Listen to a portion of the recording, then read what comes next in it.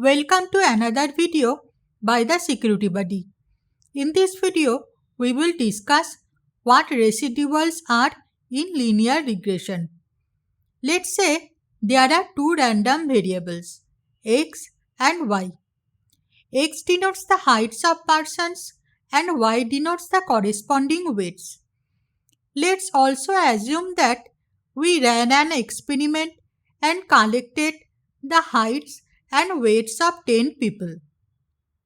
We get the following values for x or heights of people and the corresponding values of y or the weights of people are like the following.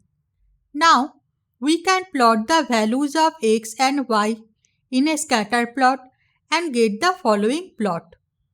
From the graph, it is clear that x and y are correlated. If we increase x, y also increases. But if we want to find out the value of y for a given value of x, then we need to find an equation between x and y. Using linear regression, we can find an equation between the dependent variable y and the independent variable x. The equation can be represented like the following. Y is equal to beta 0 plus beta 1 x. Beta 0 and beta 1 are two real numbers called the coefficients of regression. Using this equation, we can calculate the values of y for given values of x, and the calculated values of y are called the fitted values. These fitted values of y may be slightly different from the observed values of y that we measured in our experiment.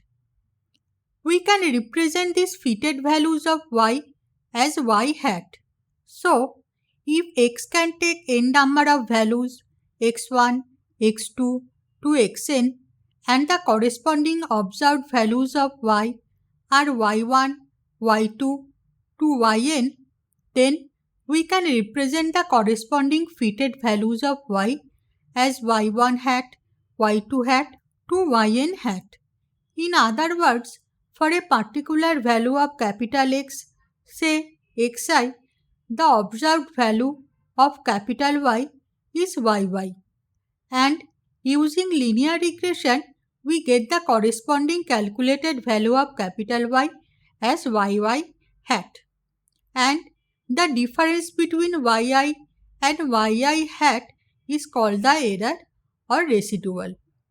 In other words, ei is equal to yi minus yi hat for I between 1 to n, where yi is the observed value of capital Y for a particular value of capital X, say xi, and yi hat is the corresponding calculated value of capital Y.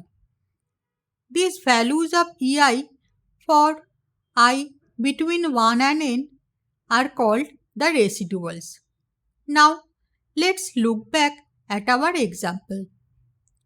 In our example, x takes the following values and y takes the following values.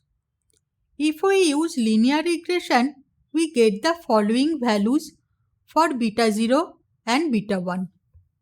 So, if we use these values of beta 0 and beta 1, then we get the following fitted or calculated values of capital Y.